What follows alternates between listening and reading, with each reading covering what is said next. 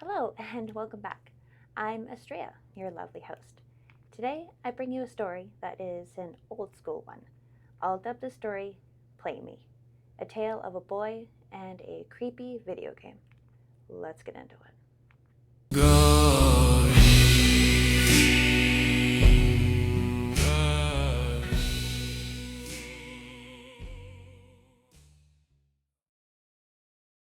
Malachi Coleman is 29 years old. He has an older brother named Kai. Their parents were quite creative with their names, huh? And talking about their parents, their names are Dewey and Giovanni. They live in Toronto, Canada. Dewey, their mother, works as a data analyst, and Giovanni, their father, works as a logger. All throughout his younger years in schooling, Malachi was super into video games. If there was another console coming out, he was one of the first to get his hands on it.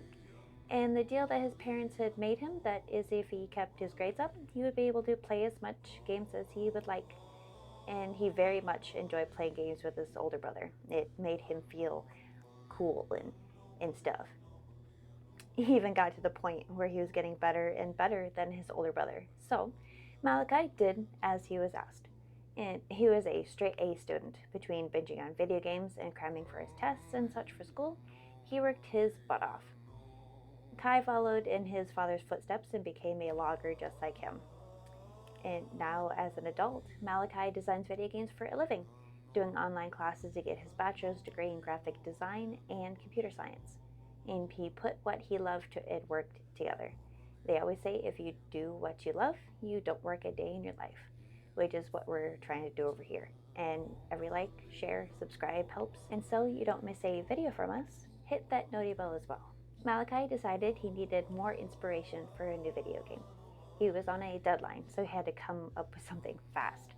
Walking around town, he came across a garage sale, a big sign that had a list of everything that was in that garage sale: clothes, shoes, trinkets, stuff like that. But what really caught his eye was the words video games at the very bottom of that list. Piquing his curiosity, he ventured inside this garage that an older gentleman had set up tables, coat racks, different displays here and there. It was cluttered, but organized. And he came across a battered cardboard box, and he could barely see the markings on the side of a name: Ben's Things. He then asked the older gentleman who Ben was, and the old man just kind of looked at him sadly and explained it was his son that passed away when he was young. He had drowned while venturing out by himself, which he had told him millions of times not to do. And he had drowned in a lake, and Malachi gave him his condolences, and it is truly unfortunate. Losing a child like that, trying to protect them at all costs only to fail, I can't imagine how he feels. And of course, Malachi searched through the box, finding random action figures, and getting to the bottom, he finds an old cartridge game. No label, just the word "Play Me" scratched into the plastic with something sharp. The guy running the sale didn't charge him 1 cent. He just muttered to take it, but don't play it too long. And going back home, Malachi got curious, as one does. So he dusted off his old console. He had not touched this thing in what felt like years. And nostalgia just flooding his memories, playing different old video games throughout his childhood. And he shoved in the cartridge and powered up the old device. At first, it seemed like a normal video game. Now, Malachi was quite familiar with all sorts of video games. How they have the whole intro, how the game usually begins, the flashbacks, the story, and what your end goal is. The intro screen just seemed really off. There wasn't any music, just a wind howling like whistling through a tunnel. And where his character's save file should have been, there was one name: Ben. He started a new file, or at least tried to, named it Malachi, and when the game loaded, it wasn't like a normal start to a video game that he knew. It was dark and warped. The sky was blood red, and a clock tower that stood in the middle of the town square was twisted.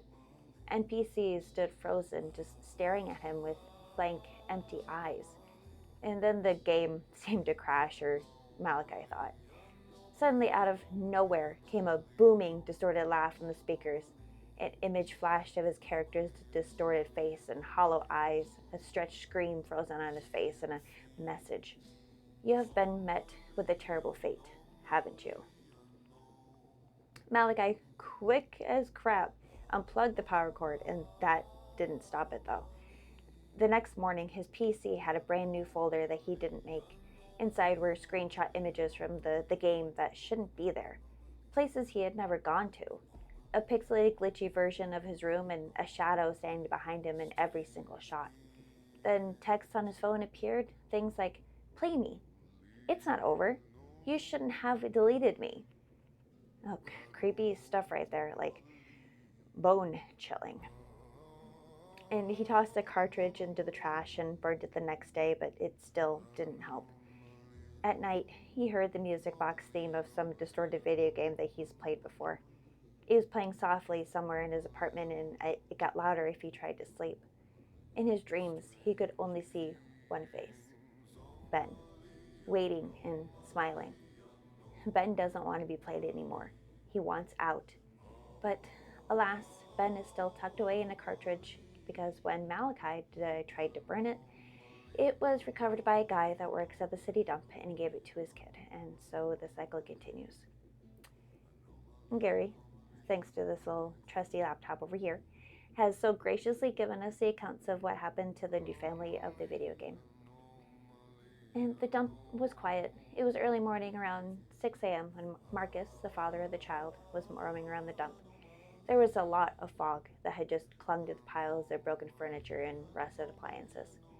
Their family wasn't well off by any stretch of the imagination, so he was there to gather what he could to sell off to buy food and whatever he needed to keep his family fed and healthy. It was Christmas time, though, and he wanted to be able to get at least something for his son, a present or two. And his son Ethan had started to notice when Santa skipped houses.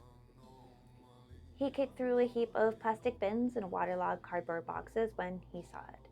A small gray cartridge, half buried in ash and dirt, and the labels peeled and blistered by heat. The contacts were tarnished but intact, and the label said, Play me. He slipped it into his pocket, thinking it would be perfect for Ethan. Ethan loved anything retro, and Marcus had his old console he kept from his childhood. It may need a good slap to work, and if the cartridge ran, it'd be a miracle. And if not, no harm done. Ethan was so excited to see his dad holding a video game cartridge for him. Marcus had said not to get his hopes up because if he did find it in the dump, so he wasn't sure if it was going to work or not. Ethan didn't care. He was still going to try and play it. He was just so happy about the gift. He was grinning ear to ear. And they plugged the cartridge in that night and the console hummed and the TV flickered. That is when the title screen appeared. The music was off, slowed down, and the notes sounded like they were being pulled underwater. The save file, Ben, loaded automatically. His character stood in the middle of the village, but the NPCs were gone. The buildings had looked tilted and distorted like they were leaning away from the screen. Ethan tried to move the character and the screen jerked and snapped him to a different area without a transition. The sky was dark and distorted, and the music just stopped entirely. A text on the screen appeared and said he shouldn't have come back. Ethan was visibly nervous, and they shut the game off after the screen froze on a statue with hollow eyes. Marcus chalked it up to some messed up creepy mod dumped with the rest of the trash. He unplugged the console before going to bed. However, the next morning, the console was plugged back in. Marcus asked Ethan if he had plugged it back in, and Ethan said no, that he didn't touch it and that it turned on by itself. The TV showed the game again, same save file, same name. This time, the character stood at the edge of the lake, and the water was black. The reflection in it lagged a second behind the character's movement. That's when another text crawled across the screen. You gave this to him. I don't know about you guys, but that would just make me want to throw it out the window and just nope the heck right out of that situation. But Marcus then reached for the console and the screen flashed white. A new scene was on the screen that was too familiar. A bedroom. Marcus recognized the posters, a chipped dresser, the old carpet with a burn mark from where he dropped a soldering iron years ago. It was Ethan's room. The character stood at the foot of the bed and turned. The face was all glitchy, melting, and reforming into something with empty eye sockets and a smile that stretched too wide. "I'm still here," read a text on the screen. "He drowned, but I didn't." Ethan started to cry, and Marcus yanked the cartridge out and threw it against the wall. It shattered, the circuit board snapping in two, and the TV went black. For a moment, all that could be heard was Ethan sobbing and Marcus's heartbeat. Then the console turned on again, no cartridge inside. On the screen was another text that showed, "You can't throw me away. You already did." The lights in the house flickered, and the air felt heavy and damp like the edge of a lake at night. Marcus held Ethan tightly, trying to console him and saying he's sorry over and over again. The TV shut off, and the console never worked again after that. Marcus took it, the broken cartridge pieces, and drove them to a river miles away and just dumping them in there. He didn't even bother to name the river. And Ethan would barely remember the game. It was all just a bad dream anyway, right? A glitch in reality. But sometimes when the house was quiet and the pipes groaned and Marcus could hear it, a faint melody slower than it should be, dragging like it was being pulled underwater. Personnel over here at Site 30 still have been trying to find a way to contain this Ben character. There doesn't need to be any more people getting haunted by this anomaly, and it has been proven difficult to say the least to get our hands on it. Especially now, since it's in pieces and long gone, taken by the current. That story was definitely something, guys. My head hurts to think about it. But I hope you enjoyed the story, and I hope you learned something. The moral of the story is don't ever buy an unlabeled old-looking video game. It may be possessed by a kid named Ben. Let us know in the comments about your thoughts and feelings and what creepypasta you'd like to see in a case file for the next story. Be safe, courteous, and polite out there. Remember, stay anomalous. Until next time.